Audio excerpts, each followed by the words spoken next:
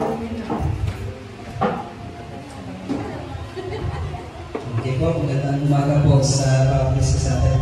Bago po ako mag-pray po, gusto ko lang basahin ang salita ng ating Panginoon Diyos.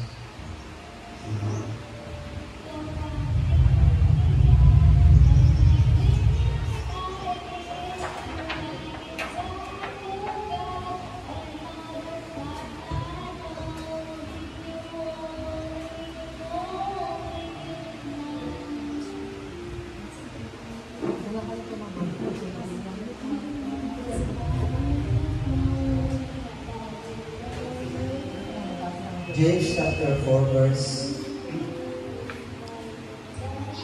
14 o sa 13. Go to now, ye that say, today or tomorrow we will go into such a city and continue there a year, and buy and sell and get again. Verse 14, why? You do not even know what will happen tomorrow. What is your life? You are a mist that appears for a little while and then vanishes. So bago mag-pray po, gusto ko lang share ng kaunti. Sabi mo dito, what is your life? Alam niyo po ang buhay. No? Nasabi ko kanina sa ating mga teachers na ang lifespan ng buhay po natin ay hanggang 70 to 80 years old lang. Pero makikita po natin, pababa po yung kinukuha ng Panginoon na po. So what is our purpose? Ano po ang purpose po natin? Bakit pa tayo nag-i-exist? Bakit pa tayo nagtanong pa tayo sa sarili? Bakit pa ako nabubuhay ang ngayon? God has a purpose.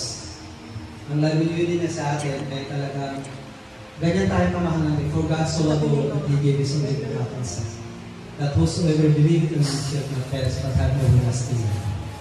Amen po. Yung tinutukoy po dito yung have everlasting life. Yung life natin, okay. Pero yung everlasting life, yun po yung gusto ng Panginoon mabot po natin. Ano po? At sa umagang ito, at ang life po natin ay dalawa. Physical life and spiritual life. Ano po? At ang life natin ay mayroong dalawang destination. Eternal death or eternal life.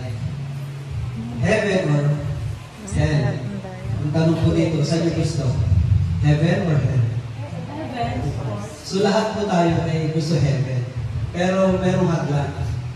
Kahit man gusto pa natin pumunta sa heaven, pero meron pong hadlang. Ano po yung hadlang? Sin. Kasalanan po yun. Yun po yung nawala nung nagkasala ang tao. Ano po? Yan ang malaking problema. Kaya kahit man gusto natin gumawa ng mabuti, gumawa, magsimba na tayo araw-araw. Pero yun nga, merong hadlang. Hindi natin, sabi nga sa Bible, all have sinned and fall short of the glory of God. Lahat po tayo nagkasala at walang sino man nakakos sa glory of God. Pero yung may solusyon po dyan. Ang solusyon po, masabi yung binasa ko kanina, John 3:16, for God so loved the world that He gave His only begotten Son. Mayroong paraan ng Diyos para tayo ay maligtas sa pamamagitan ni Jesus Christ. Ano po? Si Jesus Christ lang po ang solusyon ng ating problema, walang iba.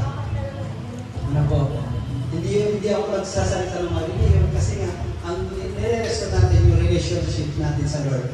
Kumusta ang relasyon natin sa Jesus. Ano po? So, si Jesus Christ ang solusyon, ano ang gagawin ng tao para maligtas?